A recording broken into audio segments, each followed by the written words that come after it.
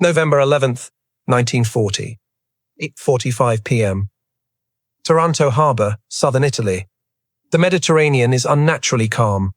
Moonlight glides across the water inside Taranto Harbor, turning battleships into dark, motionless shadows. Along the quays, Italian sailors move without urgency. Some smoke, some talk quietly, others simply lean against railings, listening to the soft lap of water against steel hulls. This is supposed to be the safest place in the war. The harbor is protected by anti-aircraft guns, barrage balloons, and the belief that enemy aircraft cannot reach this far inland at night. The Royal Navy's carriers, Italian commanders insist, are too far away, too fragile, too limited. Battleships rule the sea.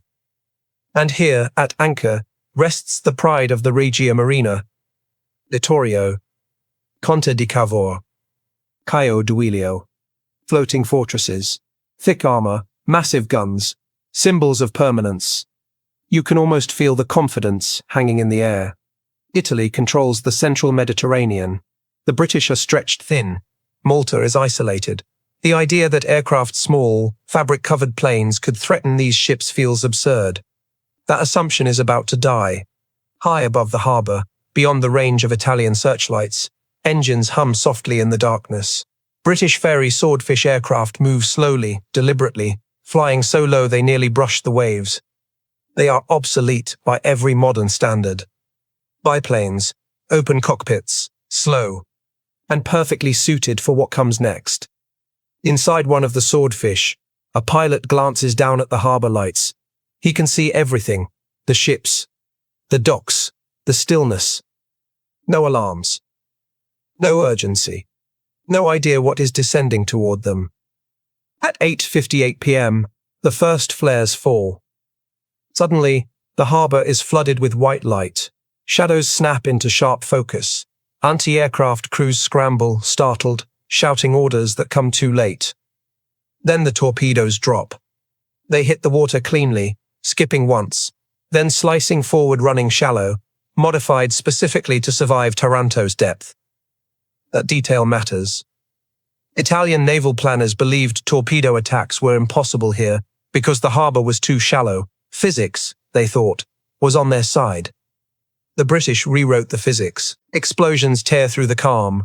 One battleship shudders violently. Another lists. Sailors run. Orders echo across decks that moments earlier felt untouchable. You can almost feel the disbelief spreading faster than the fire. This isn't a fleet engagement. This isn't a duel of battleships.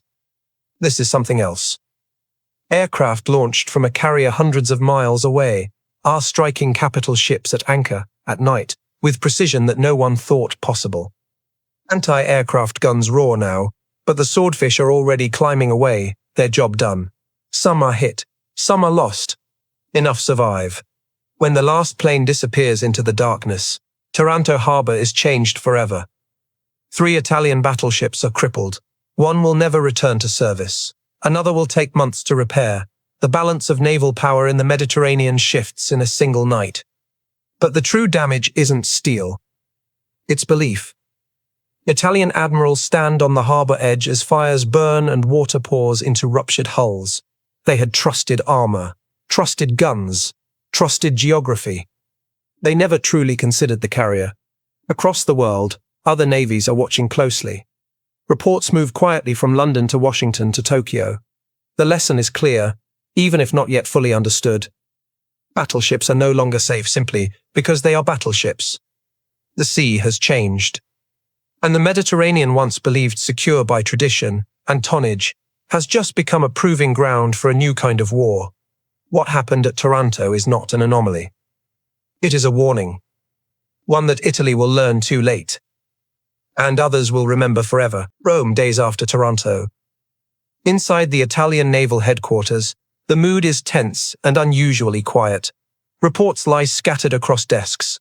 Damage assessments, casualty lists, photographs of once proud battleships now sitting low in the water, scarred and helpless. Admiral Inigo Campioni reads the figures again. 3 battleships out of action. 1 effectively lost. All from aircraft that should not have been able to reach the harbor. You can almost feel the disbelief settling in. For decades, Italian naval doctrine has rested on one unshakable assumption: control the central Mediterranean with battleships, and the sea remains yours. Aircraft were scouts, harassers, useful but secondary. Taranto shatters that hierarchy overnight. The attack forces a question Italian planners never wanted to ask. What if armor no longer guarantees safety? What if distance no longer protects power? In meetings that stretch late into the night, officers replay the attack again and again. The British planes were slow, vulnerable, outdated, and yet they struck with surgical precision. The problem was not technology. It was perspective. The Italians had prepared for a traditional naval war: battleship against battleship, gun range, armor thickness, fleet maneuvers. The British brought the war vertically, from the sky. Anti-aircraft defenses are strengthened immediately. More guns, more balloons, tighter patrols. But deep down, many officers understand this is not enough. The threat is not just the weapon. It is the platform. Aircraft carriers can choose when and where to strike. They do not need to seek battle. They can wait, watch, launch when conditions favor them. Battleships cannot hide from that. Across the Mediterranean, Italian warships now move differently. They disperse. They avoid predictable anchorages. They burn fuel constantly to stay mobile. And fuel is something Italy does not have in abundance. Every precaution taken against carriers creates another vulnerability elsewhere. At sea, British commanders feel the shift immediately. They maneuver with new confidence. The Royal Navy no longer needs to hunt the Italian fleet directly. They only need to threaten it. Every rumor of a carrier nearby forces Italian ships to reconsider their position. Every sighting report creates hesitation. A fleet that once sought engagement now spends its energy avoiding exposure. You can almost feel the psychological weight pressing down. The Mediterranean has become a dangerous place not because of battleships, but because of what might be overhead. Meanwhile, other navies are paying close attention. In the United States, naval analysts dissect Taranto with fascination. In Japan, officers study the attack with intense focus. They see what Italy missed. Shallow water is not protection. Anchorage is not safety. Air power does not need numbers. It needs opportunity. The Italians are now trapped between old assumptions and a new reality. Their ships are powerful, but increasingly constrained. Their pilots are brave, but limited in reach. Their carriers are few, their doctrine uncertain. The Mediterranean, once seen as a controlled environment favoring surface fleets, has turned into a laboratory for modern naval warfare. And the experiment has only just begun. Because Taranto is not the end of this story. It is the opening chapter. What Italy experiences as shock and loss will soon become global revelation. Battleships will continue to sail. Admirals will still believe in big guns. But somewhere over the horizon, carriers are learning something vital. They do not need to sink fleets in open battle. They only need to make them afraid to exist. And that fear is about to reshape the entire war at sea. Early 1941. Central Mediterranean. Italian warships sail differently now. Gone is the confidence of broad daylight movements and predictable anchorages. Battleships hug coastlines. Cruisers keep steam ready at all hours. Lookouts scan the sky as often as the horizon. You can almost feel the tension on deck.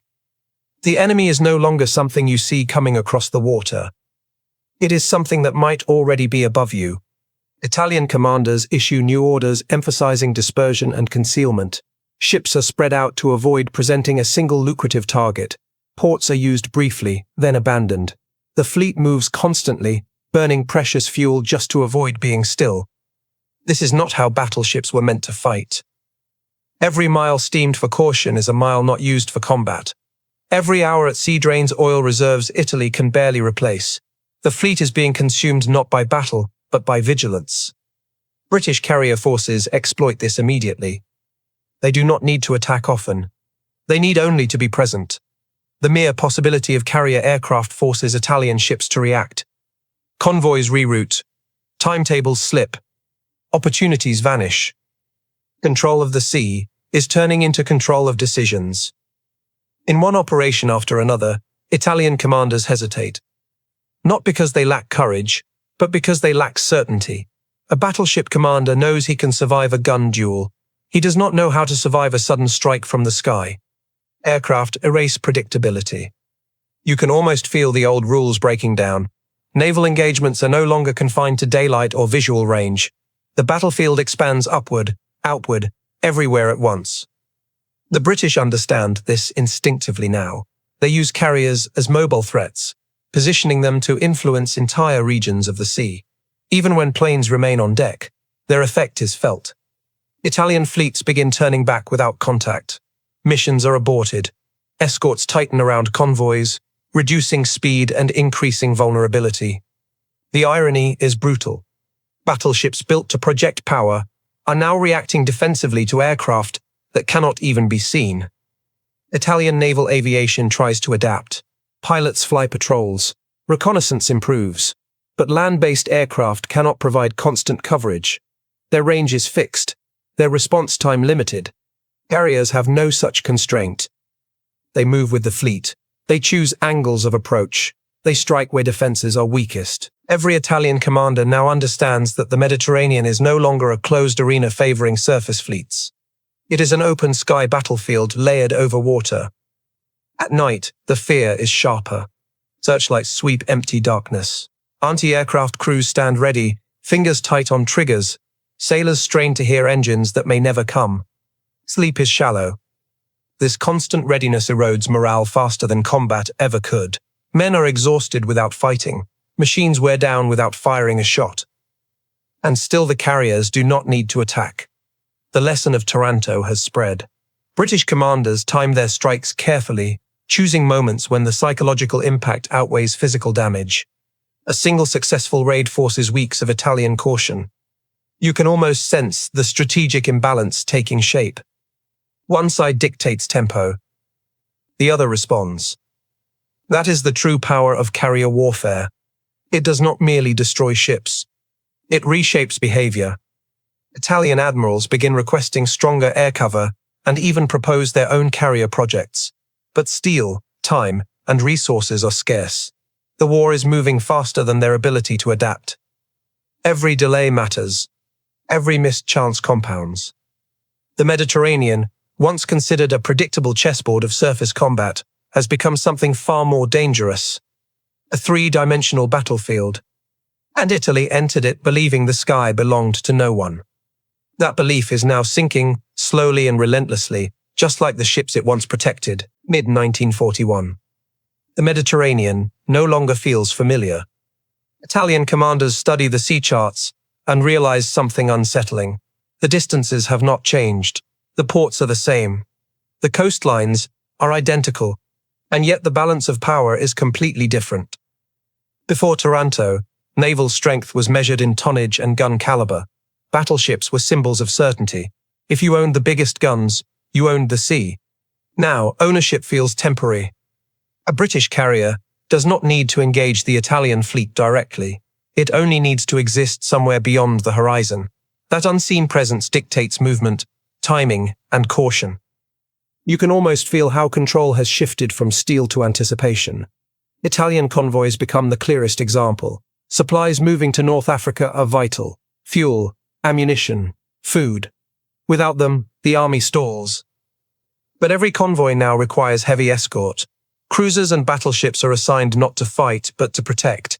And even then, the threat does not come from Italian equals. It comes from above. British aircraft strike ports, harbours, and convoys with increasing confidence. Sometimes the damage is limited. Sometimes it is severe. But the true cost is always the same. Delay. A delayed convoy might as well be a sunk one. Italian planners begin to understand the cruel efficiency of carrier warfare. A single strike forces days of rerouting. Ships scatter. Escorts regroup. Schedules collapse. The enemy has not destroyed the fleet. They have paralyzed it. Meanwhile, British naval doctrine evolves rapidly. Carriers are no longer auxiliaries. They are the centerpiece. Battleships still matter, but only when air power has shaped the battlefield first. This is the reversal Italy never anticipated. Battleships now support carriers, not the other way around. Italian admirals debate fiercely. Some argue that Taranto was a fluke. that improved defenses will restore balance. Others see the truth and struggle with it. The Mediterranean has become an air-dominated sea. Italian naval aviation cannot compensate. Land-based aircraft are tied to fixed airfields. Their range creates gaps. Their response time creates vulnerability. Carriers erase both problems. They bring airfields to the fight. And that changes everything. Italian ships hesitate to pursue British forces aggressively. They avoid night operations. They retreat earlier than doctrine once demanded. Not from cowardice, but from calculation. A single successful carrier strike can undo months of careful planning. You can almost feel how initiative slips away. When the fleet no longer seeks battle, it has already lost something essential. Other navies are watching closely. The United States analyzes every report. Japan studies Taranto with particular intensity, noting shallow water, torpedo modifications, night attacks. Lessons are being absorbed far beyond Italy. The Mediterranean is no longer just a theater of war. It is a warning. Italian warships still sail. They still look formidable. Their guns are still powerful. But they now operate under an invisible ceiling. The sky has become a weapon. And once warfare moves into the sky, surface power alone can never regain its former dominance. Italy believed the Mediterranean was a controlled environment, protected by geography and tradition. What Taranto proved, and what carriers now reinforce daily, is something far more dangerous. There is no safe sea anymore. Only seas where the enemy has not yet chosen to strike. And as the war continues, that realization will spread far beyond Italy. It will reach every navy still clinging to the belief that armor and guns are enough. They are not. The age of the battleship has not ended yet. But its supremacy has. And the carrier is only just beginning to show what that really means. Late 1942 and beyond. The Mediterranean still looks familiar on maps, but no one experiences it the same way anymore. Italian warships continue to sail, but every movement is calculated through a new lens. Routes are chosen based on air cover. Timetables bend around reconnaissance reports. Commanders no longer ask where the enemy fleet is. They ask where the enemy aircraft might be. That question never leaves them. You can almost feel how deeply the lesson has cut. Battleships that once symbolized dominance now feel exposed. Even when untouched, they are constrained by possibility, by what could happen rather than what is happening. This is the quiet victory of carrier warfare. It does not always announce itself with explosions. It announces itself with hesitation. Italy's navy never fully recovers its freedom of action. Fuel shortages, limited air cover, and strategic caution combine into a force that is powerful on paper but restrained in practice. The Regia Marina fights when it must, withdraws when it should, and avoids risks it once would have embraced. The sea has become unforgiving to tradition. Elsewhere, the lesson spreads faster than any fleet ever could. In the Pacific, Japan applies what it learned from Taranto with devastating clarity. In the Atlantic and beyond, the United States builds its navy around carriers from the ground up. Steel, manpower, doctrine, and strategy all pivot around one truth. Air power decides naval war. Battleships do not disappear overnight. They still bombard shores. They still fight when air cover allows. But they are no longer kings. They are participants in a system they no longer control. The Mediterranean, once believed safe by geography and habit, proved something the world could not ignore. Control of the sea is no longer about who owns the water. It is about who controls the sky above it. Italian sailors who survived the war would later reflect on Taranto, not as a defeat of courage or competence, but as a defeat of assumptions. They were not beaten because they fought poorly. They were beaten because the war changed faster than they did. That is the true power of the aircraft carrier. It does not just sink ships. It ends eras. Taranto was not the largest naval battle of the war. It was not the bloodiest. It did not involve fleets clashing in open daylight. But it did something far more important. It showed the future. A future where distance offers no protection. Where night offers no safety. Where steel alone is never enough. Italy believed the Mediterranean was safe because it always had been. Aircraft carriers proved that safety in war is not inherited. It must be earned every day. And once the sky becomes contested, The sea belongs to whoever can reach it first.